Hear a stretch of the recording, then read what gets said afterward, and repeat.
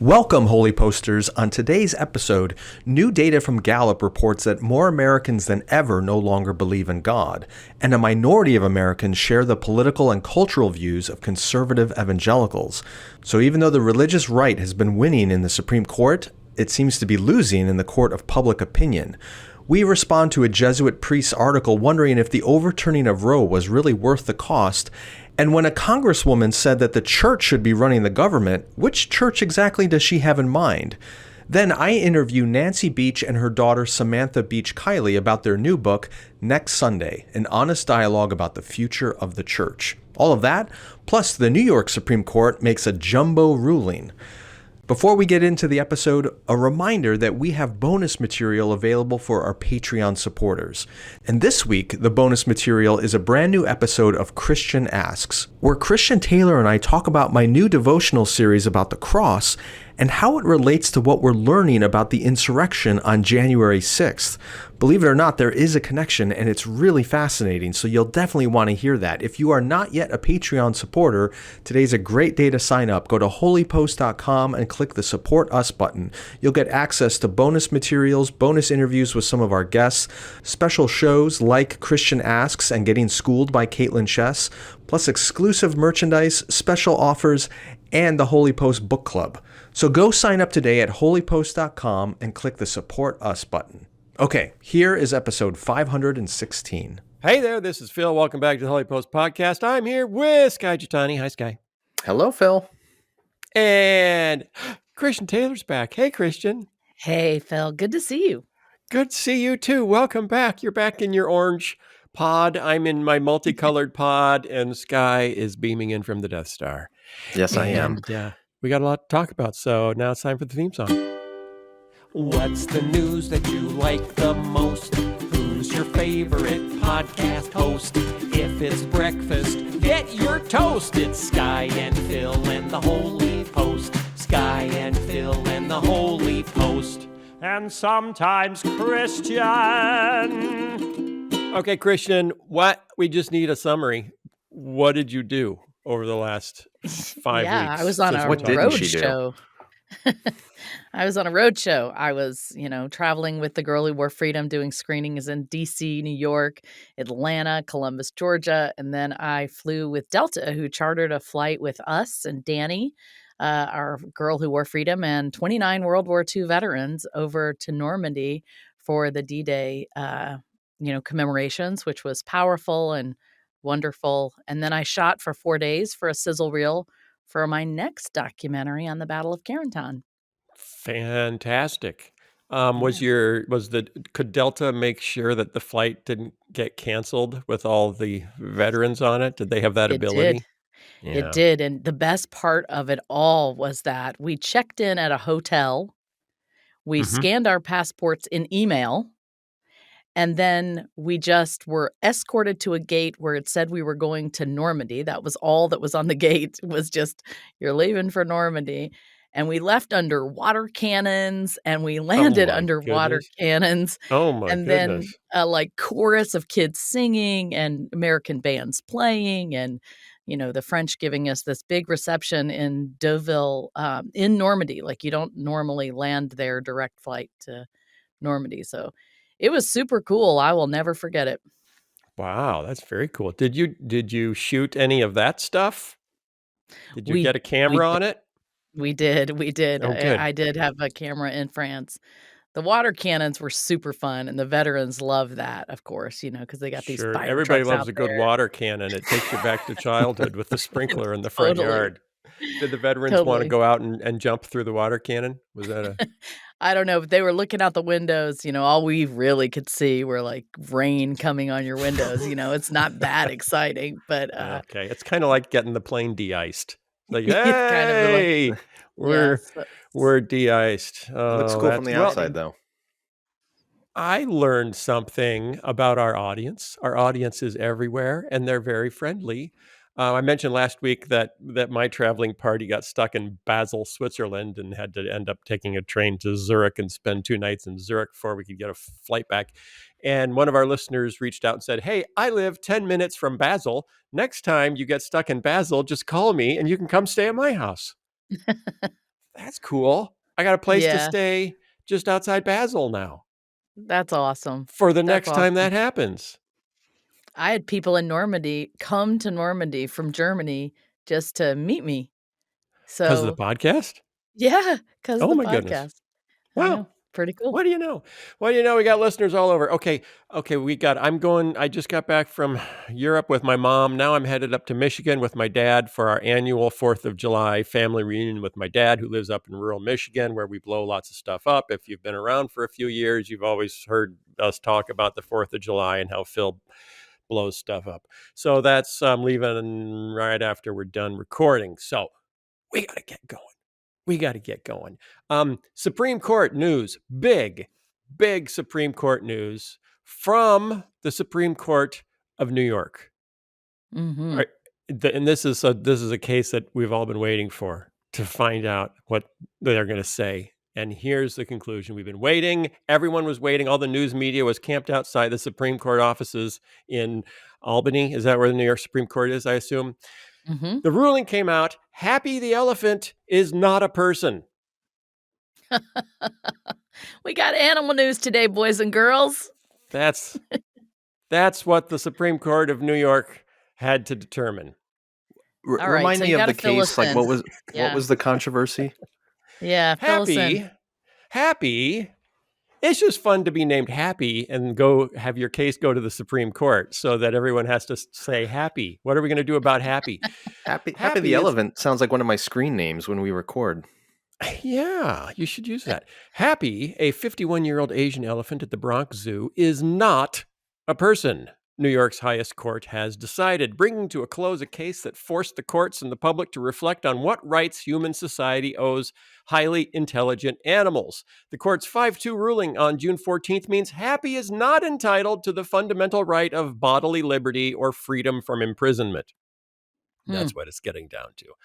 Last year, the New York Court of Appeals agreed to hear the case brought by the Non-Human Rights Project, a Florida-based animal civil rights organization. So this is a group that's fighting for civil rights for animals. If you're an intelligent animal, and I guess you have to take some sort of IQ test or take the SAT to show if you're smart enough to be considered an intelligent animal, then they believe you should have human rights. The group argued on May 18th that Happy should be recognized as a legal person and sent to a sanctuary. And if you think about it, because we already decided that corporations are people, right? So elephants, it seems silly if corporations are people, that elephants are not people. What isn't a people? The judges said, while no one disputes the impressive capabilities of elephants, we reject petitioner's argument that it is entitled to seek the remedy of habeas corpus on Happy's behalf.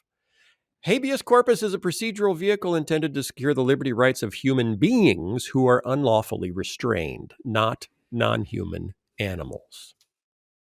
Was there any doubt was there any serious doubt that this was going to be the outcome of this case? I think there's doubt if corporations can be people. Yeah, but corporations are considered people not in the same way that people are considered people. I mean, that gets thrown around a lot, but it's a little different. In the sense that, like, a corporation can own property, it can be held liable for actions like that, but corporations don't have civil rights the way people do. Yeah. Because they're not bodily entities, right? Yeah, right. Can you illegally imprison a corporation? It's very hard to imprison a corporation. True. But let me ask you this. I mean, I understand they're not a human. Animals are not humans. Yes. They're not a person. Right. But they are animals. So what rights do animals have? Well, there are laws. There are laws against animal cruelty. Right. Exactly. Yeah. So don't be cruel to Happy the elephant. The question is, can Happy the elephant appeal to standards that have been set for humans in their treatment? So, and here's a philosophical question. Like, as Americans, according to the Declaration of Independence, we've been endowed by our Creator with certain inalienable rights. There's an understanding from the Enlightenment that our rights don't come from the government, they come from our creator. And that creates all kinds of, debates about what those rights are, enumerated, all that. Do animals have inherent rights given to them by their creator, or do animals have rights given to them by us?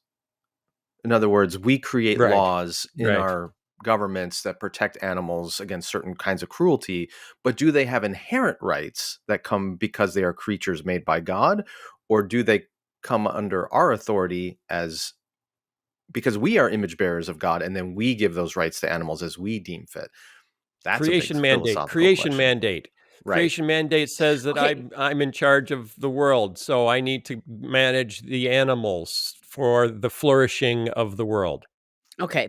Well, I'm going to bring in a little C.S. Lewis Mere Christianity here.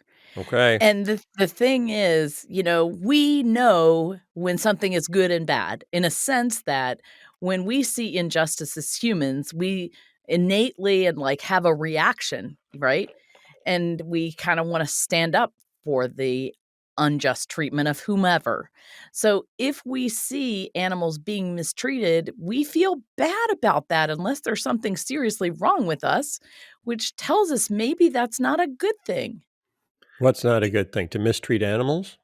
Yes. Yeah, right. Especially think about gorillas in zoos. They don't like being there. Yes. Happies. Have you asked them? Do you know?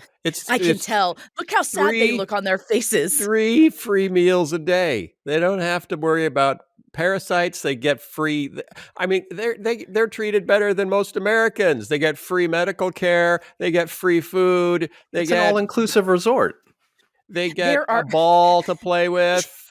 They get everything they could ask for. Plenty of studies, whether it's dolphins or whales or elephants or giraffes or chimpanzees, that demonstrate they are happier in the wild than they are in cages. Yes, but I find it amusing to watch them. So what's more important, Christian? Come on, man. Happy was targeted because, for other reasons, in 2005, she became the first elephant to pass the mirror test for animal intelligence. Do you know what that is? Mean? Do you know what the mirror test is? Skye, do you know what the mirror test is? Is it they obviously put a mirror in front of the animal, and if the animal recognizes that it's their own reflection, that's a sign of intelligence rather than a different animal? Is that correct? Can't put anything over on you. Researchers marked a white X on Happy's forehead, and when she spotted herself in the mirror, she repeatedly touched the mark with her trunk, indicating that she recognized the reflection in the mirror as herself, something very few species can do. Ooh. Fascinating. Yes. Do you ever have a white X on your forehead, Skye, and you look in the mirror and you think, who's that guy with the white X on his forehead? And you try to rub it off the mirror? Apparently, I do not pass the mirror test because the other day I put some sunblock on my giant scalp because, I'm bald and it's hot and sunny out. And I walked out to the car to go somewhere with my family. And my wife was looking at me like, you idiot. You've got white stuff all over your head. I didn't rub it in enough to actually. You didn't even look? You didn't even look at yourself before you walked away? I did, but I went quick. I give very little attention to this part of my face in a reflection because there's nothing to do there, right? There's no hair to make up. It's the Sahara. It's just sand. Just a vast expanse of sand. It's a wilderness where you cast things out when they've sinned against you. It's gone. Yeah. So I didn't pass nothing up there but a really lonely goat. Get it? The goat, the scapegoat. Okay. Uh-huh. Oh, that was a religious joke that not even religious people will get, partly because it wasn't funny. Let's go on to the other Supreme Court. We've got it. There's a Supreme Court for everybody, and then the Supreme Court for Happy the Elephant, which was a different Supreme Court. The Supreme Court for everybody keeps making news. It keeps making news. We got more new rulings. I was hoping maybe we'd move on to a different topic this week, but it looks like America's attention is going to be held captive by the transformation of the Supreme Court for a while. We've got Roe v. Wade obviously sucked all the oxygen out of the room. There was a ruling about gun safety before that went the way that the NRA preferred it, but not the way that maybe most Americans prefer it.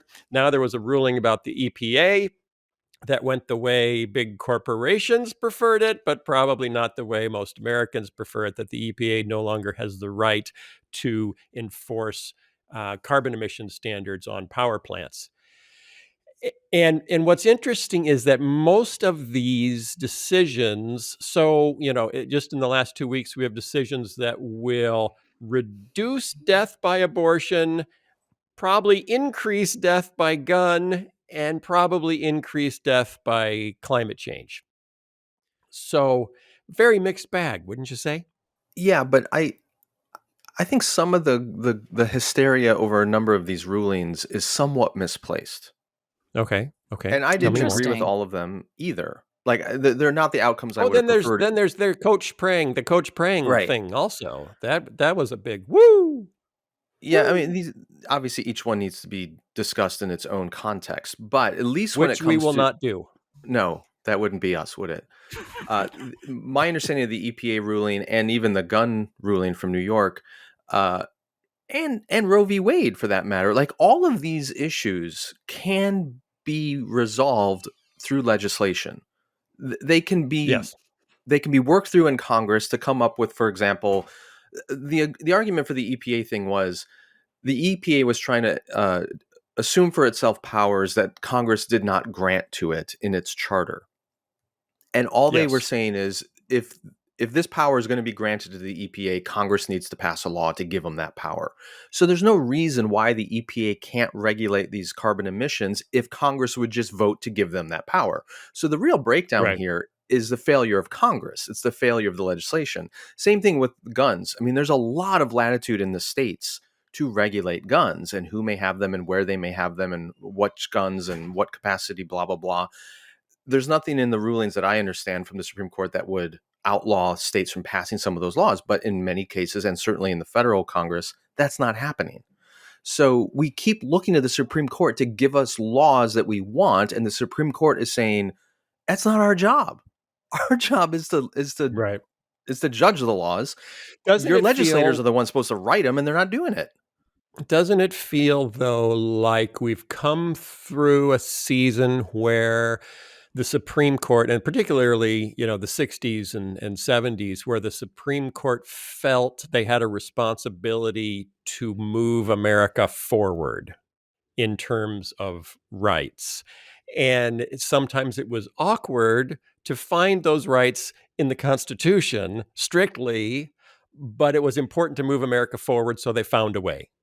And that upset so many people that we ended up, with the Federalist Society and originalism, and we need justices that aren't activist justices. We don't want activist courts that are making rules and changing America. Just have them judge, the technicalities of is this constitutional or not, and stick.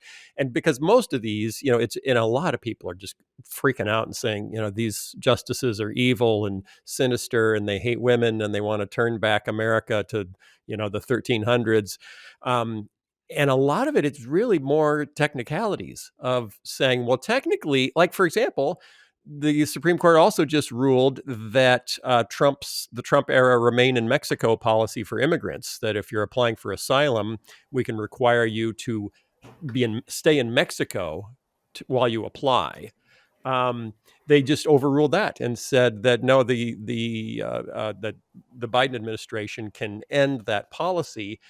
Why? Because they care so much about immigrants, and it's like they care about women. They don't care about women, but they care about immigrants. No, on a technicality, because the judgment was the only way for the Biden administration to force Mexico to keep people that aren't Mexican citizens, because that was the question. It was people from other countries that come through Mexico, not Mexican citizens, would be to negotiate diplomatically with Mexico to hold them, and that the court cannot require the administration to change its foreign policy.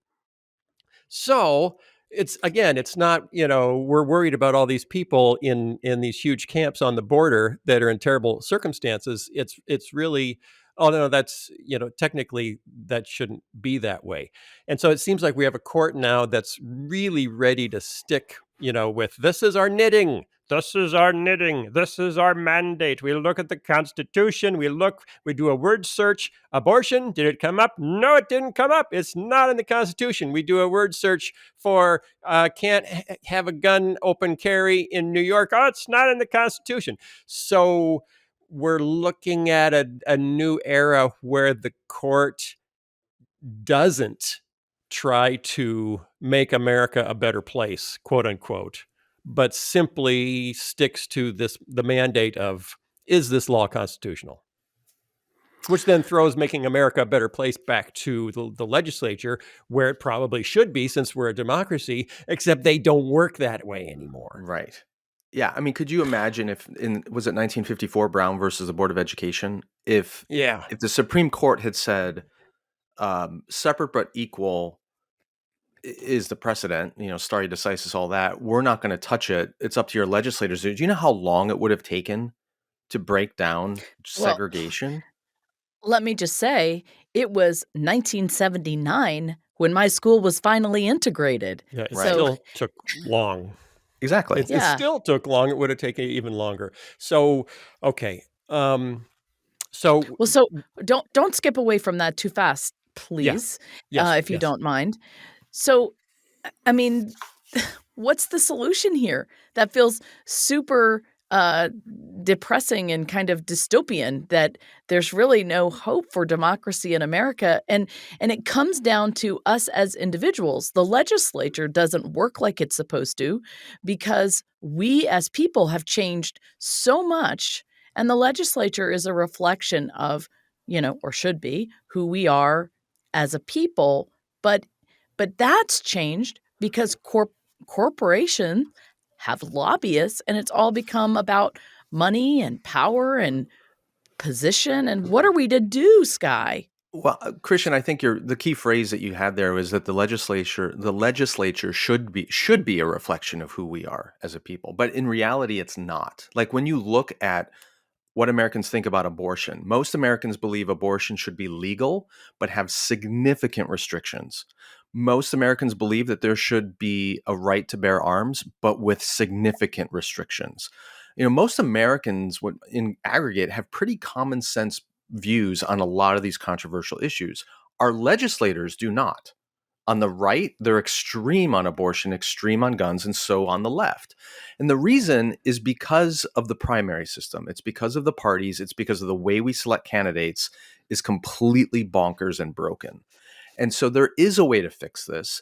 The problem is, where we used to go, Congress is broken, but we can rely on the Supreme Court to give us thoughtful, somewhat moderated, somewhat nuanced positions. Increasingly, the Supreme Court is saying, nope, we're going to have, a strict, originalist interpretation of things. We're not going to moderate. It's the people's problem to figure this out. Well, we don't have a system to get those people into Congress. And that's where we need the reform. And that means changing the primary system. It means changing the parties. It means changing gerrymandering. But neither party is deeply incentivized to do that right now. So, you can look at poll after poll, but the general position of the Republican Party and the Democratic Party on all kinds of issues are nowhere near where the aggregate of Americans are.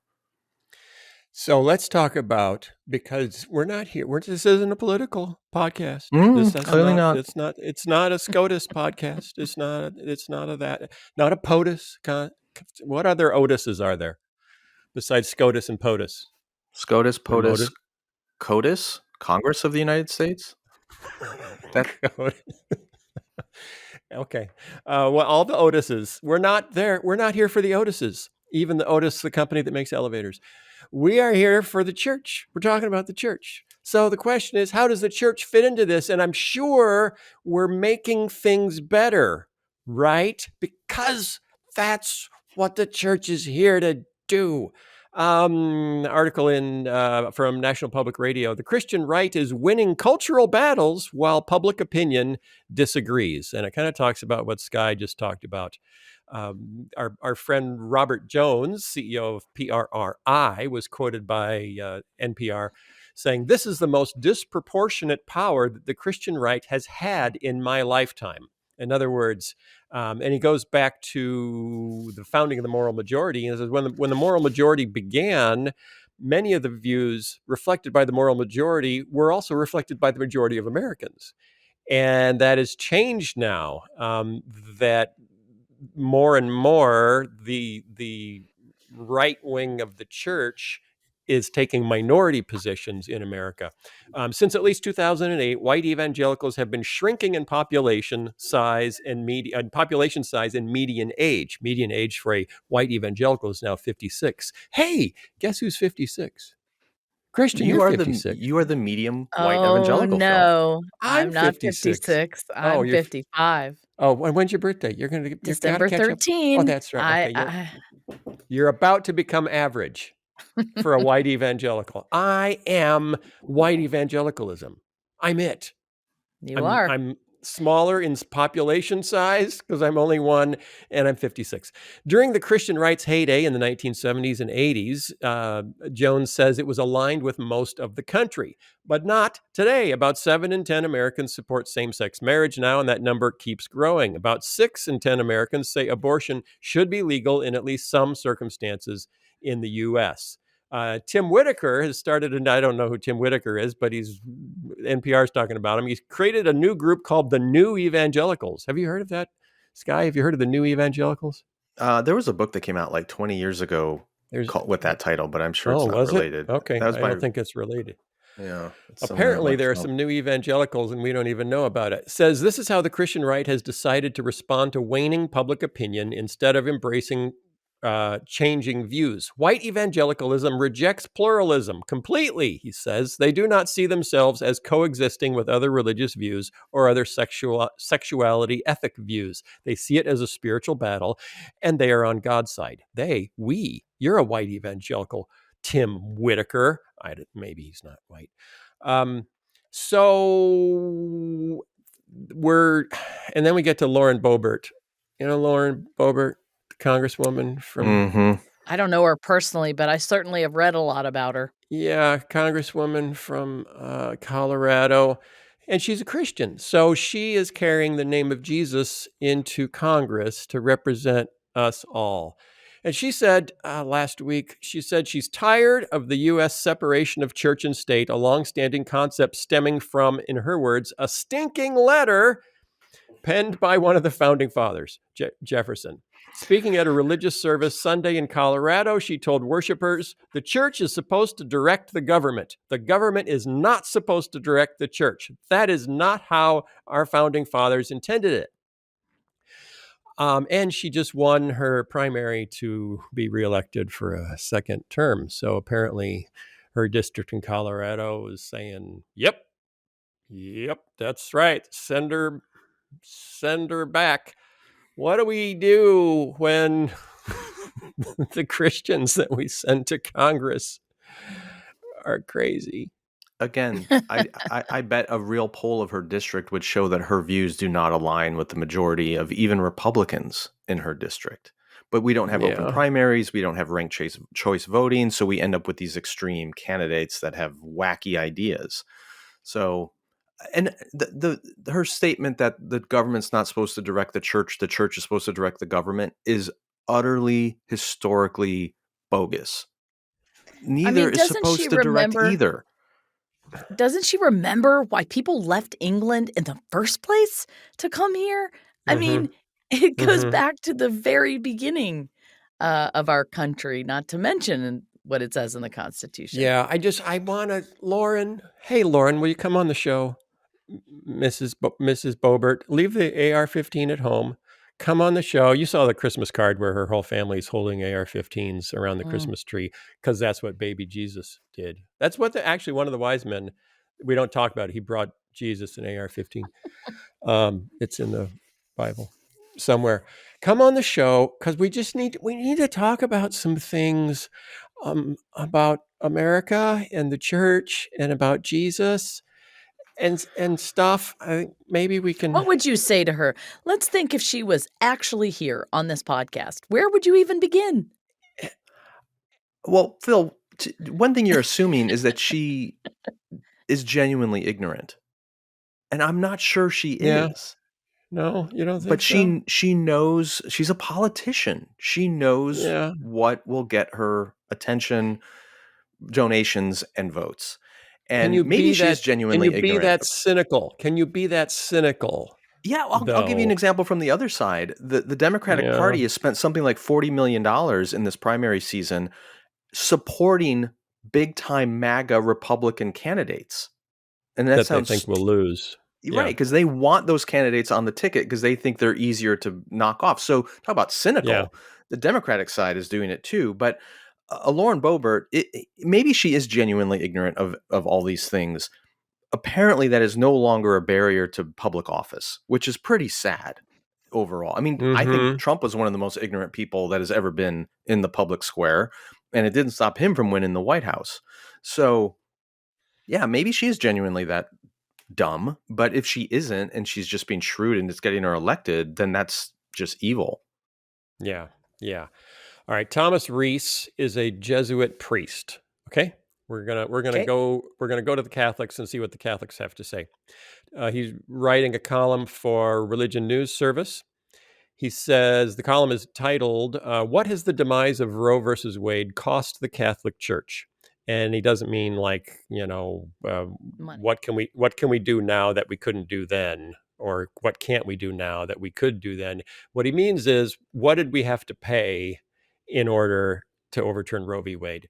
He says Catholic and evangelical Christian leaders need to acknowledge the costs of their victory. The most visible is nearly a half century of being in bed with the Republican Party, and most recently its leader, Donald Trump.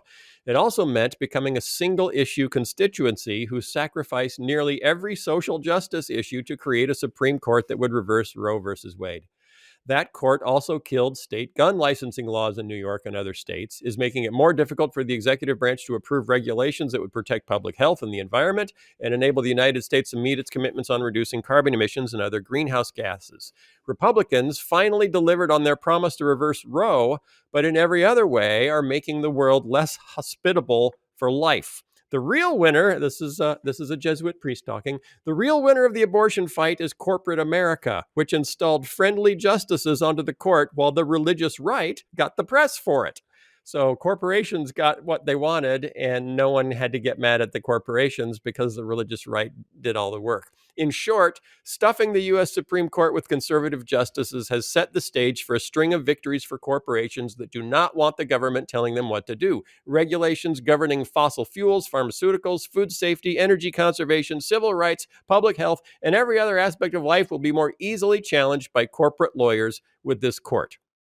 Then he goes, this is a dirty trick. He turns and talks about historic Catholic teaching, that's just mean. Don't bring that into this.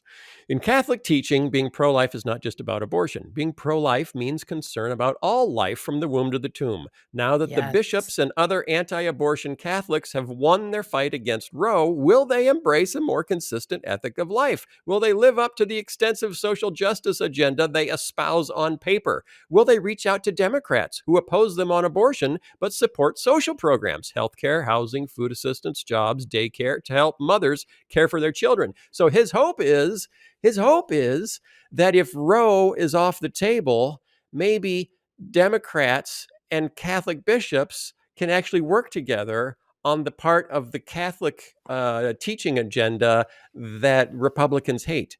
Maybe. I can't speak for the Catholic Church. I can't speak for any church, but I don't think Roe is off the table. No. Okay. Why do you say that? Technically Roe is off the table, but the whole pro-life versus pro-choice battle on a federal level, I don't think is gone, because now there are voices who are trying to, it'll move to the legislature. It'll move to Congress. You've already heard some Democrats saying we need to pass legislation to codify into law the Roe standards. And there's others on the right who are saying, no, we need to ban abortion nationwide now. And that can only happen either through another Supreme Court ruling or a law in Congress. So that'll be a new battlefront. There'll be state by state battles over these things. So, and part of it's because we've had a 50-year buildup of lobbying infrastructure and fundraising and all these nonprofit and advocacy groups, and they're not just going to go, okay, great, we did it, we're done now. No, they have overhead. They want to keep themselves going. Every institution wants to perpetuate itself, and so they have to figure out what's the new battlefront that we can raise money on and do that. So it's not going away. It's just shifting. And it's too politically expedient for both sides. There's no way they're going to just let this go. Christian.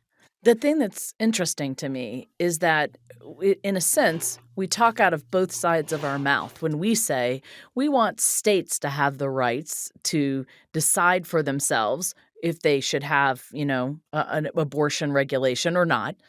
But when it comes to, national law, we think that nationally we should outlaw abortion. Then we don't want states' rights. Same with guns. We think we should have a national rule. When it comes to guns, it's not a state discussion. They want national policy. So that just seems so inconsistent to me. And doesn't anybody stop and think about that incongruency or hypocrisy? That is a good. All we wanted was the ability for our state to choose its own course, and now that we've got that, we would like the whole nation to match what our state is doing. Right. Exactly. Yeah, but on the other side, you could say, because there was the argument from in terms of same-sex marriage, that all we want is the right to just have same-sex marriage, but churches can keep doing what you're doing, and we're not asking any schools or churches to change. And now there's a whole lot of call for schools and churches to change or be penalized, or so Right. It kind of goes on both sides. It's both sides.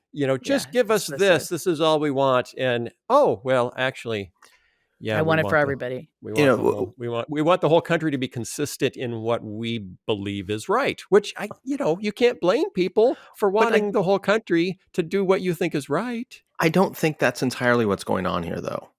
What's going on, Skye? When I've referenced this numerous times over the years, but President Eisenhower in his farewell address talked about the military-industrial complex, and of course he was a former general and led the efforts in World War II in Europe and things, but he understood that for the first time in American history following World War II, we had built this permanent arms industry. And he said in order for that industry to keep itself alive, it has to keep America at war. We need wars to justify the industry. And similarly, we've created a pro-life and a pro-choice industry. We've created a gun industry. We've created an anti-gun industry. We've created all these political, industries that are advocating for their point of view. And so even when you win, you have to keep the battle going to keep that industry alive. So you win in the Supreme Court on Roe v. Wade, but you have to keep all of that machinery going. You're not just going to pack up and go home. So you keep the battlefronts going. You have to now make it a nationwide, state-by-state battle. Same thing with the Human Rights Campaign and marriage equality. They won in the Supreme Court. They're not just going to fold up and go home. They need to keep it going. They need to pick new battles. Now it's going to be Christian colleges, universities, or nonprofits, or Hobby Lobby, whoever it might be, because you got to keep it going. And that's the problem, is we create these political industries, these advocacy industries, and then they keep winning and looking for new battles, and it's tearing the country apart. Well, that's a little depressing, Skye. What are we supposed to do about that?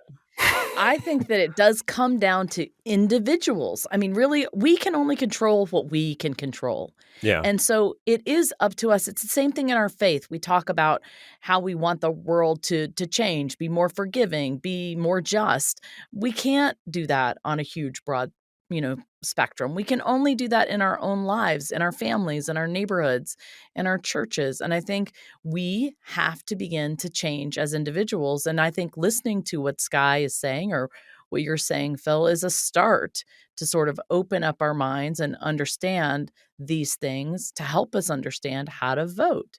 Because ultimately, if we want our legislature to work, we have to vote with intelligence and understand it. And I do think, just reading this piece from the Jesuit priest, there is a long-standing tradition in the Catholic Church of really competent social thinking, and social theory that we do not have in the Protestant Church, and particularly in modern day white evangelicalism. It may be necessary for more of us white evangelicals to partner with more Catholics rather than trying to get, the right wing of the evangelical church to come around and stop assuming every plank in the Republican Party comes from Scripture. rather than waiting for that to happen, it may make more sense for us to partner, with the part of the Catholic Church that's been arguing holistically for hundreds of years and has a body of intellectual thought to back it up. Maybe there's new alliances that need to be made, where we realize that parts of our own family are not helping. And we may need to make a broader tent that invites some more thoughtful families inside.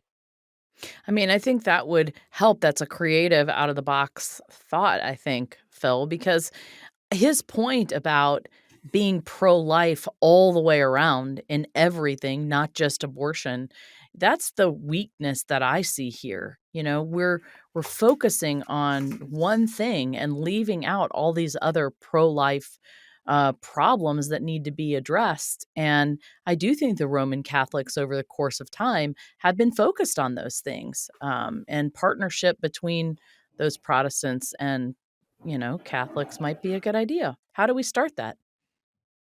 Good question. I hang out more with my brother, who's the president of a Catholic university. And we can talk about, he's been writing some great pieces. He's got 2,000 employees at the university he's now running.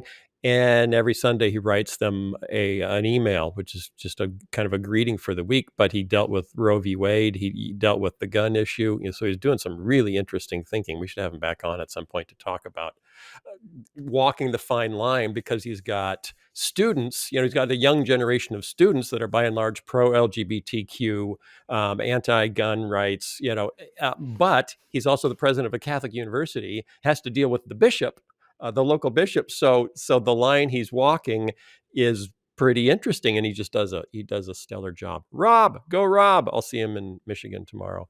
And we'll talk about this. One of the things I really want to push back, this is what I wanted to say about Lauren Boebert, and I forgot because I distracted myself with another thought. She wants the church to tell the government what to do. What she That's doesn't called a theocracy. It is, yes, but which church does she want to tell the government what to do? Because I have a feeling when she says the word church, what she pictures is her church, full of people that look just like her. Okay, what if it's a Mennonite church telling the government what to do? A Plymouth Brethren church telling the government what to do? We'd no longer have an army. What if it's the black church telling the government what to do? Guess what we'd have? We would have single-payer health care. We would have free preschool for everybody. We would have all of these social policies. If the black church was running the country, we would look like Northern Europe. Is that what you want, Lauren Boebert? Because that sounds okay. Maybe we should do that. But no one thinks that way. When they say church, they see my church and people that look just like me. And that is such a huge issue. Jonathan Merritt on Twitter a couple days ago talked about what he was seeing from the far right of evangelicalism, and just said, we can no longer speak of Christianity, only of Christianities. And I don't know that that's a new development. I think that's been the case since about 1000 AD with the East-West split. But that is true. And this is what Lauren Boebert and people like that are missing. That you have a strain of Christianity that you're attempting to apply to an entire pluralistic nation, and even the Christians wouldn't agree on what you're trying to do. How would the non-Christians agree? I would take it a step further, and I'd argue that Lauren Boebert's form of Christianity isn't even Christianity. What it is it's the Republican Party platform masquerading as Christianity. And the moment you have the Republican Party platform being the doctrinal framework of your church, and then you say, and the church should be running the government, what you're really saying is the Republican Party should have unilateral control of the American federal system. That's it. So it's a brilliant kind of, bait and switch where you can call it Christianity, but really what you're saying is republicanism or Christian nationalism. Pick your heresy. And it would be just as wrong if it were the Democratic Party platform that was clothing itself in the garb of the church. And then you saying, well, the church should be running everything. So, and it's a supreme arrogance when you say the word church, all you think about is your little understanding of it. Yeah. I mean, that's ridiculous. But that's I what a want to lot throw of one white more out evangelicals, there. they don't think there is another church. And again, it's that ignorance. There's the assumption that what 21st century white evangelicals are doing is Christianity, and anyone who departs from what they're doing is either an off-target form of Christianity or flat-out heresy, because they have no understanding of the global church, the diversity of the church, even in America, and certainly not the historical church. Yeah. Christian? Yeah, I want to throw one more thing out there. They talk about the church wanting to, kind of tell the government what to do. And you said, what church are you thinking about? I mean, are they thinking about, the synagogues? Are they thinking about, the Muslim, what do they call them? No, the Synagogues? founding Mosques. fathers were Mosques. all Thank you. Southern Baptists. But you know what? This is what my husband taught me long ago when I was voraciously campaigning for the need for prayer in schools. He said, well, if we allow Christian prayer in schools, if our laws do that, then we allow every prayer in schools. Do you want every religion out there, including atheism, to begin to, lead prayer in schools? And I did have to stop and think about that, because I was doing the same thing you're saying Lauren Boebert is doing, that my Christian faith, my brand of church, should be for everyone. And I don't think she would like that if Yeah. the mosques and the synagogues were telling the government what to do. Yeah, but they Yeah. also want those people out of the country. So once you get rid of them, then that solves the problem. Right. Solves the problem. According to Gallup, latest Gallup poll, Americans' belief in God is dropping. In the latest Gallup poll, belief in God dipped to 81%, down 6 percentage points in the last 5 years, and the lowest since Gallup first asked the question in 1944. Throughout the post-World War II era, an overwhelming 98% of U.S. adults said they believed in God. That began to fall in 2011, when 92% of Americans said they believed in God, and in 2013 went down again to 87%. Now the Gallup poll shows that it's all the way down to 82%, 81%. Is that what I said? The Gallup survey showed belief in God has fallen most among younger Americans. Big shock. Only 68% of adults age 18 to 29 said they believed in God. The poll also found that belief in God is higher among married people, women, and those who did not go to college. Also, 92% of Republicans believe in God. 72% of Democrats believe in God. So it's the widest gap between the parties on belief in God that there has ever been, which shows some significant polarizing trends in America. Ryan Cragen, a sociologist at the University of Tampa who studies the non-religious, said it could be that the increase in the number of atheists is a direct result of Christian nationalism. They seem to be dominating the rhetoric. I wouldn't be surprised if there is legitimately backlash against it and people are saying, you know what? I'm an atheist now. So, Lauren Boebert, I think you might actually be Peter Boghossian's manual for creating atheists.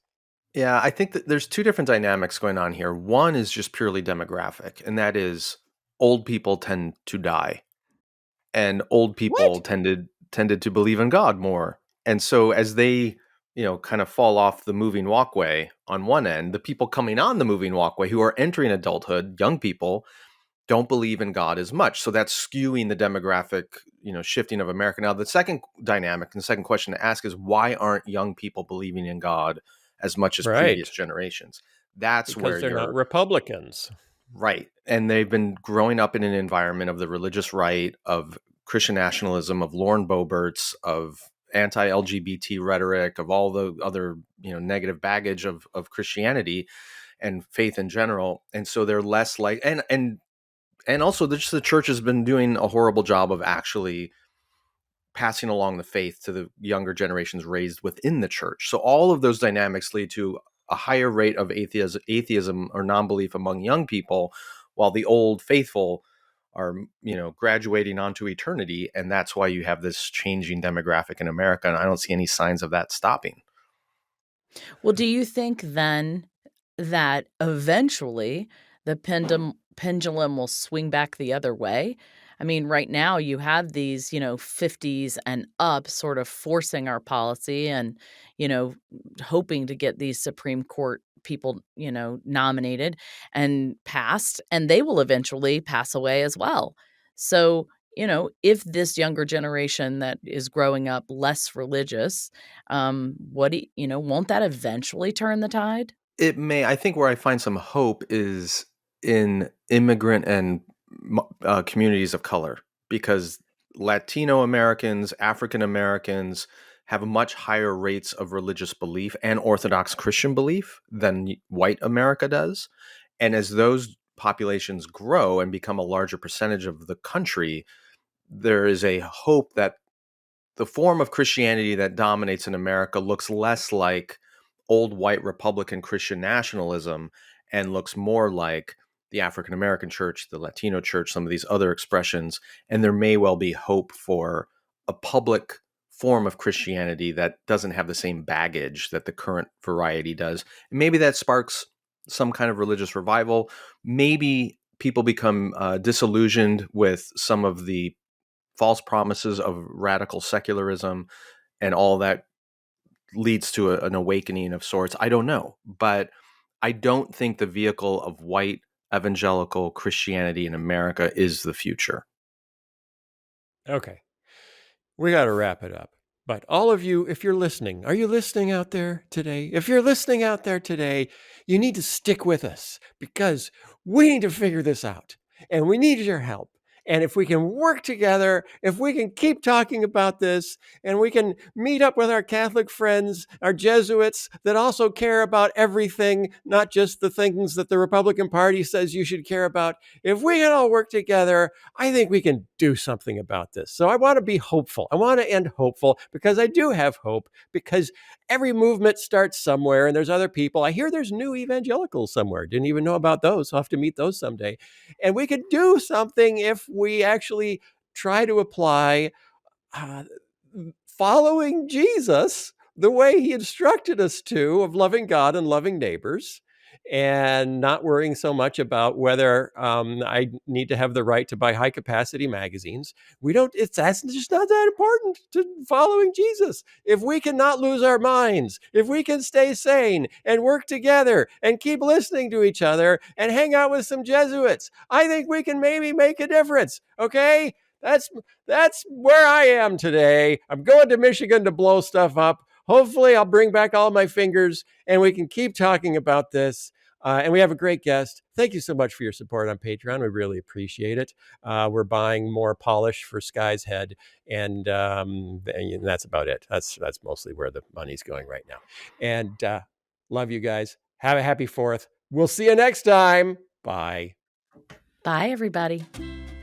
The Holy Post is brought to you by our listeners who support us on Patreon. This episode is also sponsored by our friends at Faithful Counseling. This is Phil. My wife Lisa and I got married young, and we were a little bit immature. One of our parents gave us as a wedding gift a year of counseling. At first I thought, wait, what are you saying about my mental health?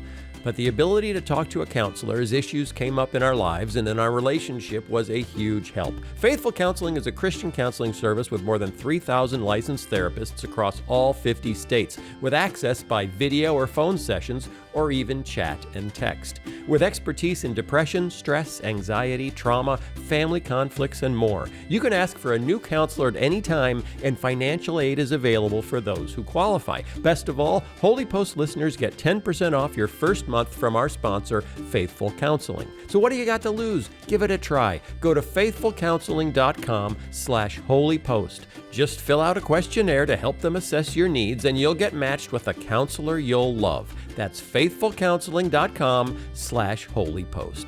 And now, back to the show. In case you haven't noticed, young people aren't coming to church the way they used to, and that's left many of their parents and elders wondering, how do we get them back? My guests today have written a book about the past and future of the church. It's called Next Sunday, an honest dialogue about the future of the church. But what makes this book about the future of the church different is that it's written by two church leaders who are mother and daughter. Nancy Beach was one of the founding leaders of Willow Creek, perhaps the most influential seeker-driven megachurch in the world. She was there to help innovate the way they engaged on Sunday mornings, using contemporary music, drama, and other creative arts in a way that was incredibly innovative 30, 40 years ago, transforming the entire way the American church and even the global church thinks about what worship can look like. Well, Nancy Beach was also there when Willow Creek began to fall apart. She had a critical role in the downfall of Bill Hybels, being one of the public voices accusing him of sexual misconduct and abusive leadership. So to say she's seen the good and the bad of the seeker-driven megachurch is an understatement. Her daughter, Samantha Beach Kiley, calls herself a recovering daughter of the megachurch, and today she's a pastor herself, leading a very different kind of church. And together, in dialogue with one another, they talk about what was good about that experience, what was challenging, and what the future of the church can look like. What's important about their book is they don't just stay on the surface of things, talking about, say, worship styles or even leadership structures, but they get into really tough, controversial things, and some pretty difficult topics like, how do we deal with toxic leadership, and what is the right role for women in these ministries?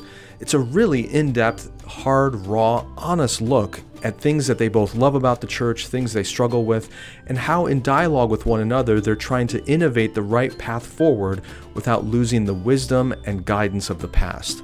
I really enjoyed my conversation with them. I can't recommend the book enough as a dialogue starter for your own conversations with people in your household or your church community about the future.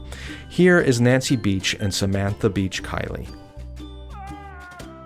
Nancy and Samantha, welcome to the Holy Post. Thanks for having us. Thank you. I'm really glad you're here. Your new book is called Next Sunday, An Honest Dialogue About the Future of the Church.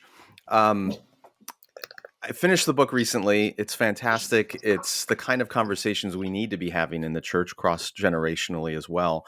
Let me begin with this. Samantha, at one point in the book, you say, I suppose we are always building in reaction to what we inherited, which for me felt like a little summary of the book. So I want to begin with Nancy and share a little bit about and when you were part of the team that was building Willow Creek in the 70s and 80s, what do you feel like you guys were reacting to that you had inherited in that season? Yes, I think the main themes we were going after is that most of our friends thought that church was irrelevant and thought that church was boring. And I think, we were going after people who were outside the faith, our friends who we cared about, and we tried to create an experience that we thought would be accessible to them and introduce them to the faith in a non-threatening way. So I think that was the primary basis on which we started the church.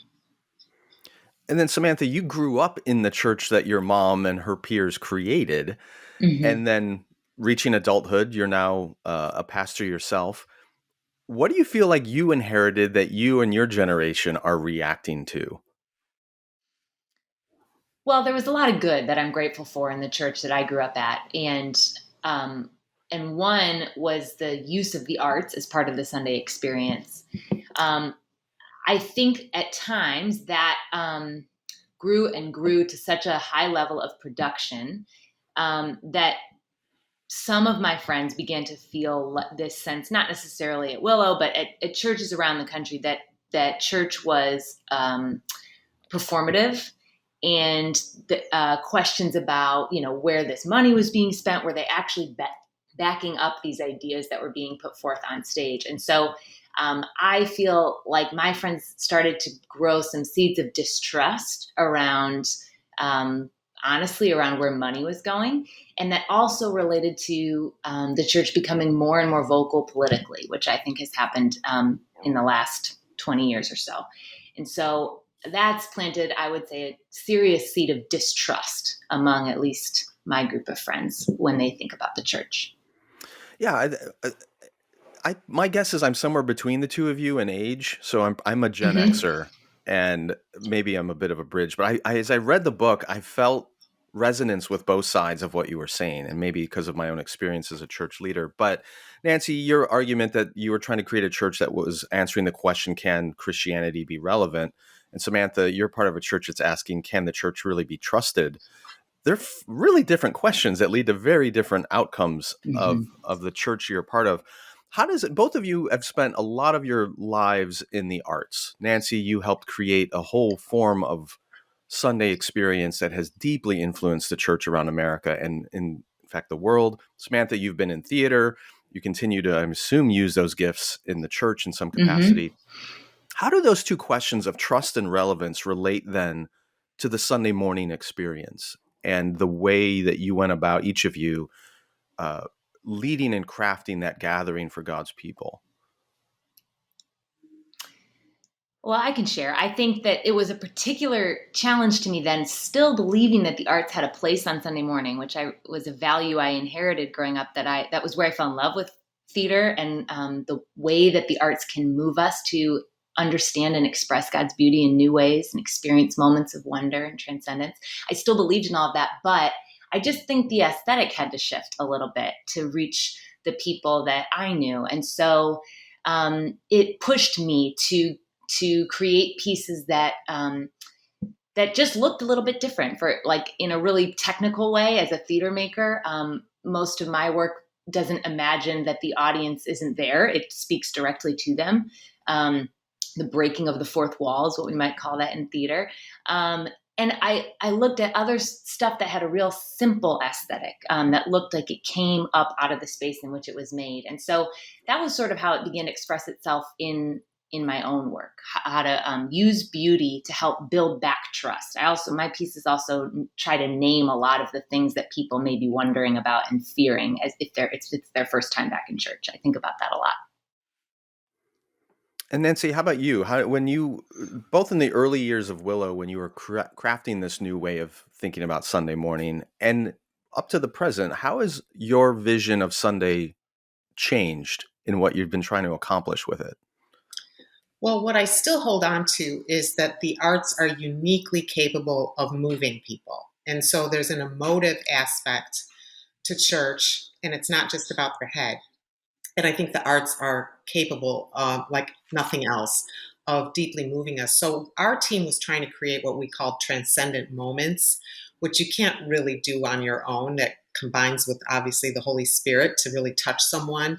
But we kept asking, not just what do we want people to think, but what are we hoping they will feel, and how can we identify with their humanity through the arts. I think what has shifted is that in trying to do the arts with excellence, that distrust came in, I think, from the next generation of wondering if it was authentic. And I talk a little bit in the book about this pendulum swing and this idea that can excellence coexist with authenticity? I believe that it can. I don't believe that something that is well prepared and well rehearsed is necessarily inauthentic. But I do think we have to recognize that the people sitting there are wondering, are you for real? Are you the real deal?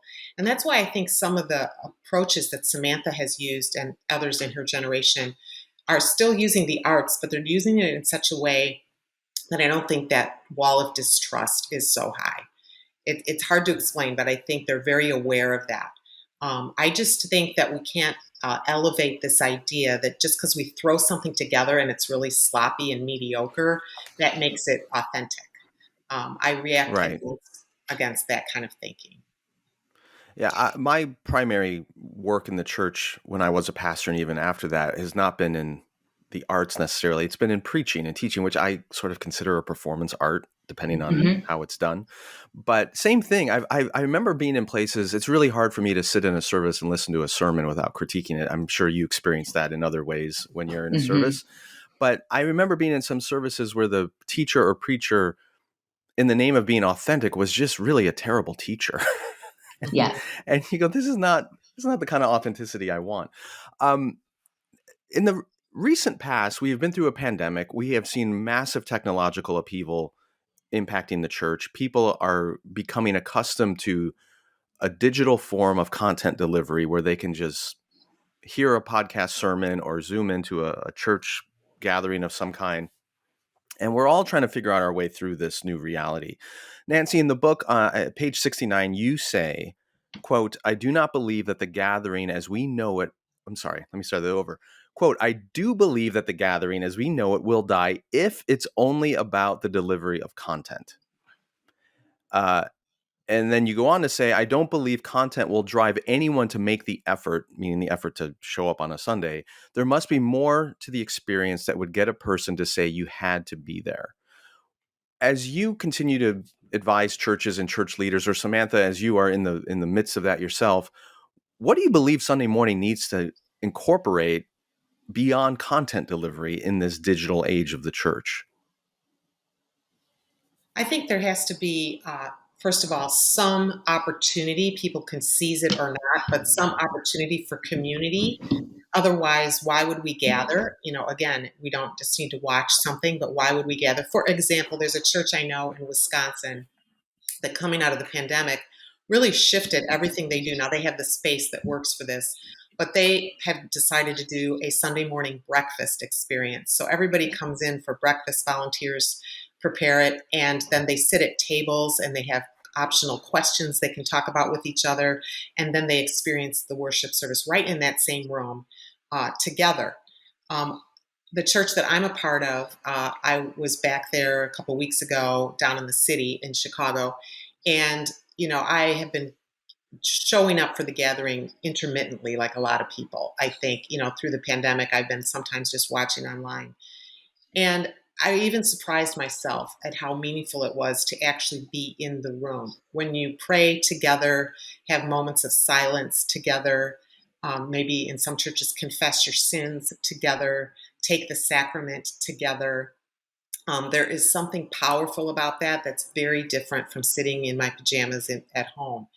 But we have to really think about the texture of the experience and what is fundamentally unique about showing up versus watching it. Sam, at one point in the book, you call yourself a recovering daughter of the megachurch movement. How does that reflect what you're doing? You've been at a church in Austin for a while, and I understand you're transitioning to a church in North Carolina. Is that what? Okay, yeah, so you've been in church leadership for a while. I'm assuming you have some oversight of what these Sunday gatherings incorporate. What does that look like for you? What does it mean to do more than just content delivery in your community? Well, I echo everything my mom just said about the texture of when we show up with our bodies and hearts. I think that when we engage with things online, it becomes a really cerebral experience and an easily distractible one. And I'm grateful for the way that online church has figured itself out, because for a lot of people, it has been a true lifesaver. And I think that it will always be here going forward because of that. And so that's a gift. But for those of us who can go in person, I do think there's something special. And so one of the best books I read this past year was The Art of Gathering by Priya Parker. And she talks about this opportunity. She calls it a temporary kingdom that establishes when we all enter a place together, and the intention and thoughtfulness behind it. So for us, I mean, we're still figuring it out. It's looked a lot of different ways. Changing the space can have a big impact. Like if you're always oriented that the seats are always facing the stage. On Easter, everyone came in and there was a long table down the middle, and the communion, the Eucharist experience was going to be the centerpiece of our service. And so the moment you walk in, the room has changed. Something's different. And it also meant that we were all looking at each other, which resulted in a really different experience. It's little touches throughout the service, creating moments for people to turn and talk to each other. Those are the kinds of questions I'm asking every week, is how can this become an embodied communal experience and not just something that exists in my head and would be the same if I listened to it on a podcast? Amen. Nancy, after decades at Willow, you took a season, you and your husband, and were part of a very different kind of church. You identify St. Mark's Episcopal in Geneva, not far from here. And you described it as a really healing and life-giving season for you at that very different kind of church. What did you take away from that season of being in, sort of a high church liturgical environment, very different than the contemporary kind of style that Willow had pioneered? What did you take from that, and how has that been incorporated in the way you view the church now? Well, it was actually a spiritual director who suggested to me that maybe because I have this disease that you described of critiquing services when I attend, especially the ones that are more familiar in style to what I'm used to, she said maybe it would be good for your soul, even if it's just for a season, to go somewhere that's quite different. It's out of your wheelhouse that you're so not an expert in. And that proved to be very, very true. I walked into this place where, because liturgy was not familiar to me, I got to kneel I got to confess my sins with beautiful prayers. I'm a person who loves words, and I loved the words, very intentional, thought out words. I loved that the sacrament was the focal point, not the sermon. I felt like that very first Sunday, I tell the story of how the priest, I didn't know he was the main pastor there, learned our names in the lobby and used our names when he delivered the sacrament to us an hour later. That blew me away. And so there was something really healthy for my husband and me to be there for about a year and a half. And it really was a healing season for us before we had a sense that it was time to step back in and volunteer at a church down in the city. So yeah, it was, I recommend getting out of your comfort zone and realizing that the kingdom of God has so many different expressions, and delighting in that and learning from brothers and sisters who worship in very different ways than maybe we do. I also had visited during that time a predominantly African-American church down in the city, and that was really a healthy experience for me. So just experimenting, I think, is really healthy. I've benefited from that. We talk about it all the time on this podcast. Is many of us can't get to a different place on a Sunday for various reasons, but even just building relationships and reading beyond our own traditions is so helpful. So any way in which we can expose ourselves to the diversity of the church and its history and culture is so helpful. But yeah, going and being a part of a congregation for a while that does things differently would definitely stretch you in an incarnate kind of way. Okay.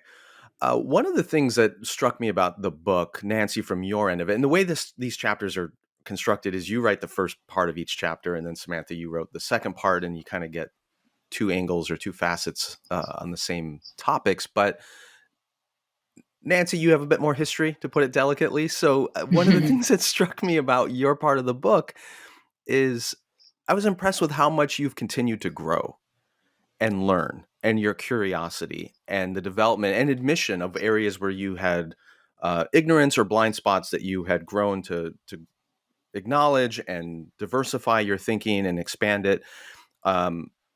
Samantha, being a bit younger, you're earlier on that road, but that curiosity is still there. But one of the things that stood out was this acknowledgement that we have made mistakes in the past.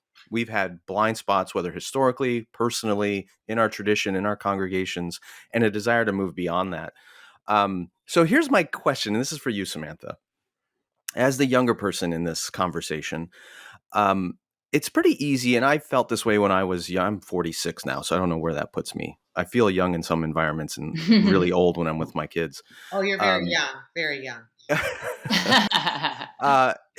It's so easy for us to say we are correcting the mistakes of our elders. We are returning the church to the values and ideas that Christ intended for it. Nancy, no doubt you felt that way when you were launching Willow, and he said, like, we are making things the way God intended, and we're correcting the silliness of blind spots of our elders and all that. Okay, here's the question, Samantha, if you're able to go here. I'm assuming that your generation and mine are also making mistakes that we don't fully recognize yet. And our children are going to step up and call us out on those things. Yes. Do you have any awareness of where you think some of our blind spots might be? Oh, my husband and I talk about this a lot. We just had our first baby, and we laugh about how we think we're so, on the cutting edge and progressive, and how she's going to teach us so many things that we're unaware of now. And he's a high school teacher, and so already sees in Gen Z just tremendous awareness that we didn't have growing up. I think this is the beauty of our tradition, and you see it throughout our sacred text. You see it throughout the church history, this evolving consciousness over time. We are learning more. We are, it's not purely linear progress. Sometimes it's 3 steps forward, 2 steps back. But as we become more aware, as science moves forward, technology moves forward, so does our expression of faith become more true, hopefully, evolving closer to, what God's kingdom will look like someday. And so the church is part of that. And gosh, if I knew my own ignorance, hopefully I'd be able to correct it. I sense 2 things come to mind. I sense that folks younger than us have increasing awareness around how gender has impacted our understanding of God and our language around God, and even our roles in society. And I think there's going to be an evolving conversation about gender and how that plays into our understanding of God.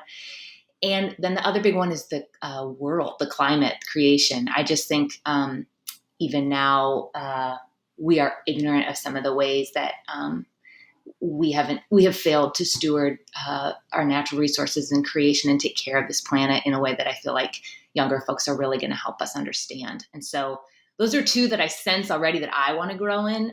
But of course, there are things I'm ignorant and unaware of now that my daughter's going to turn around and say, you totally missed this too. So sometimes they do that a lot earlier than you expect. Nancy, on your end, you have this in the chapter on worship, you bring up this metaphor of the pendulum swinging between these extremes of, you already mentioned authenticity and authenticity and excellence, I think was one of them. If I can take that metaphor and apply it to this conversation, we often need the people who've gone ahead of us to give us perspective and wisdom. Do you sense that Samantha's generation, my generation, or even people younger than us, do you sense the pendulum swinging too far in overcorrection in some areas? And would you give any cautions to be like, hey, yeah, I'm glad you guys are doing X, Y, or Z, but be careful. Like maybe it's swinging too far in reaction to what we've inherited? Well, that's interesting. I read something just the other day that made me wonder. Again, I'm trying to expose myself to all different kinds of thinking. There's a trend towards what some in even my parents' generation would call this universalist idea that, in the end, God's grace and love and lack of condemnation for anyone is really going to lead to hopefully us all being in heaven, and there's no hell, or Christianity or Jesus isn't necessarily the only path or the only way. And I want that to be true, actually. There's a big part of me that I don't want anybody to suffer in hell. But I just wonder, I wonder how far we're going in that direction, and I mentioned in the book that I am still going to be a person that attempts anyway to build my life around Scripture, recognizing that interpretations of Scripture obviously have a wide range of the way we look at certain passages. But I can't just throw it out. I can't just say it doesn't matter. So that's one. That's more of a theological swing that I'm trying to discern. Yeah, I think a lot of us feel that tension of recognizing there's something really valuable that needs to be preserved about the Orthodox historic faith that we have not just received from our immediate predecessors, but from 2,000 years of church history, and yet not be so entrenched that we can't recognize the failures of church history as well and acknowledge those things honestly. But it is a tension for sure. And I do find in some of the younger people I engage with this hyper optimism, this view that almost a linear, nonstop progressive, like everything's getting better and better and better. I'm like, guys, you got to live a little longer and you can realize it doesn't work that way. On the flip side, I get equally frustrated with elders who aren't willing to rethink anything and just dig their heels in. Okay. In the last bit of our time, towards the latter third of the book or so, you get into church culture a little bit, leadership culture, the toxicity of certain church cultures versus healthy cultures. And Nancy, this is a huge part of your story over the last number of years and the somewhat tragic end to your time at Willow and everything that came to light about Bill Hybels and some of the leadership culture in that church. Rather than dwell on the details of that story, which I'm sure I know you've talked about in the book and you've talked about in many other places, I want to talk about what that means going forward. You mentioned a friend, not by name, who was hurt by their church and ended up at another congregation. And you asked this person about, have they connected to the staff or the leaders there? And your friend responded, this is a quote from your book, "I don't want to get to know them. I'd rather live with my fantasy that all is well up at the top than risk finding out there's any kind of trouble." I resonate with that. I get that. The idea that, okay, I know I need a church community. I know I need the fellowship. I need to serve and bless others and they need to serve me, but I don't want to see behind the curtain because I know my heart's going to get broken. Is that the only option we have, is just distance to keep ourselves somewhat removed from getting burned in those places again? How do you now? I mean, you're a gifted person who has significant things to contribute to the church. Have you been able to get behind the curtain again and do it in a way that isn't terrified of being burned again and hurt by this thing you love so much, which is the church? Well, like you, I really did understand what my friend was saying. And there is a drift towards cynicism that I've been fighting. You know, you have to fight it because that's the natural drift, and to be skeptical of everybody. I'm a leadership coach, and I've worked with lots of churches in the last decade. And I told my husband, and I don't say this again with cynicism, it's just the truth. I say, I don't go in anymore and wonder if a church is dysfunctional. I just go in and just try to figure out what piece of dysfunction it has, because every church has some blind spots. Every church has healthy people and not so healthy people. I do think the pathway, the way forward to get beyond this toxicity and the celebrity culture and all of those, the narcissism and all the things that can breed from senior leaders in churches, I think the only path forward is the way of discipleship and spiritual formation, focusing on the character of the individuals who are leading the church. And when you see humility and openness and the opportunity for someone, a senior leader who's well respected, to say, hey, you know what, I could be wrong about this, or also open their lives up to true accountability, to someone holding up a mirror to them and helping them see their shadow side. When you see leaders like that, it gives me great hope. And there are many leaders like that. We only hear the stories of the ones that have messed up really bad.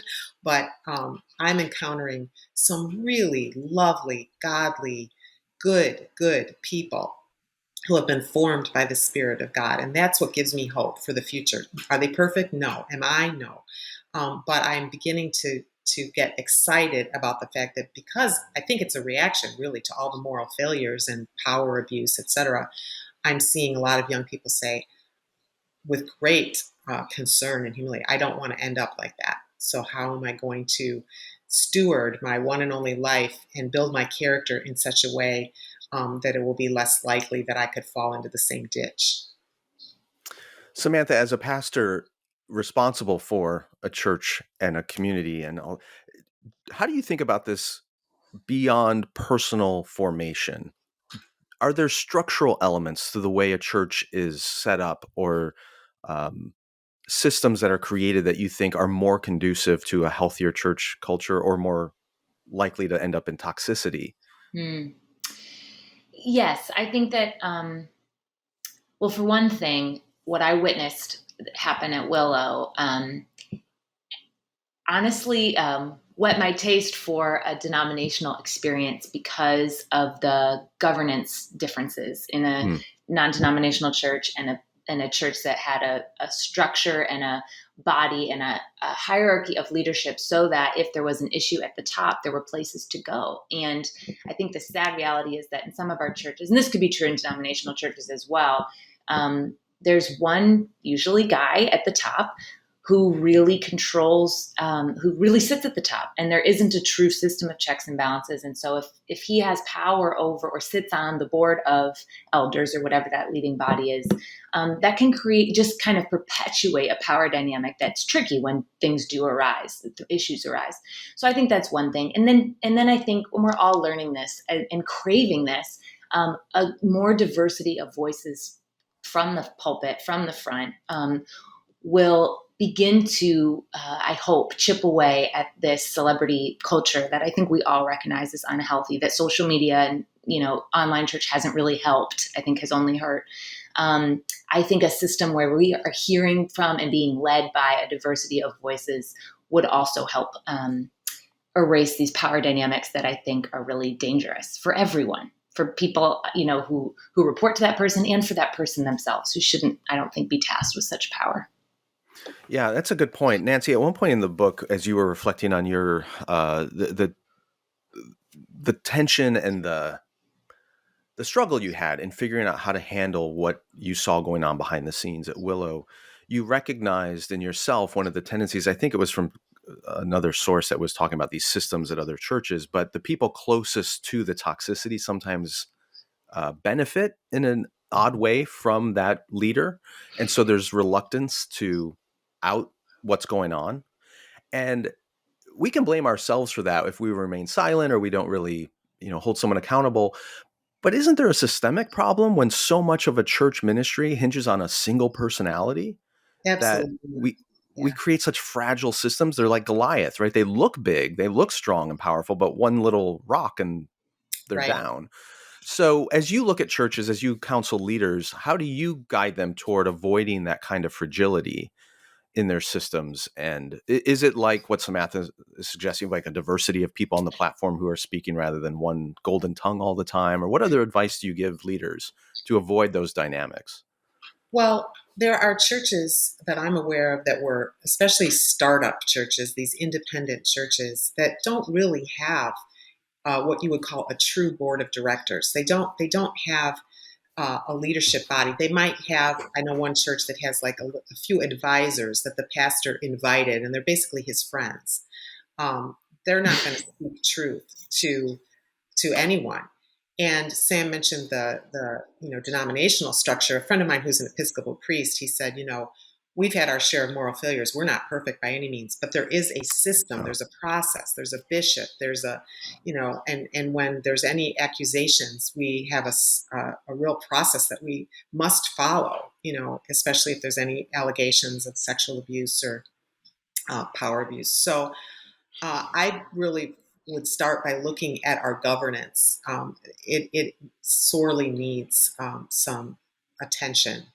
And then I would also say the people in the pew, we can be complicit in propping up a celebrity. We have to take the average attender, the average member of a church, we have to take more responsibility. And we have to hold that person accountable in whatever way we can and not allow rampant narcissism, to happen. I learned from Diane Langberg, who's an expert on clergy abuse, about this idea of being complicit. And I really had to look at my own self and say, how have I benefited from being in the refracted light of this powerful leader? Because I did benefit. Other leaders in their inner circle, we had more opportunities because of his celebrity. So that's something that I think the inner circle really needs to look at as well. It's sort of like that old fable, the emperor has no clothes. Like, who is willing to actually show up and face the fear and possibly get fired, really, for speaking truth? Thank you both for your transparency, for the dialogue that you've led us into, that you've had over the years as a family about these issues that you incorporate into this book. To remind everybody again, it's next Sunday, an honest dialogue about the future of the church. Nancy, Samantha, thank you both. God bless you and your ministries. And I look forward to hopefully having another conversation and we continue to dialogue about what's going on in this crazy thing that is the church. So appreciate your time. Thank you, Skye. Thanks for having us. Great to be here. The Holy Post Podcast is a production of Holy Post Media. Production assistance by Julie Betcher. Editing by Jason Rugg. Help us create more thoughtful Christian media by supporting us at patreon.com/Holy Post. Also, be sure to leave a review on iTunes so more people can discover thoughtful Christian commentary, plus ukulele, and occasional butt news. Visit holypost.com for show notes, news stories, Holy Post merchandise, and much more.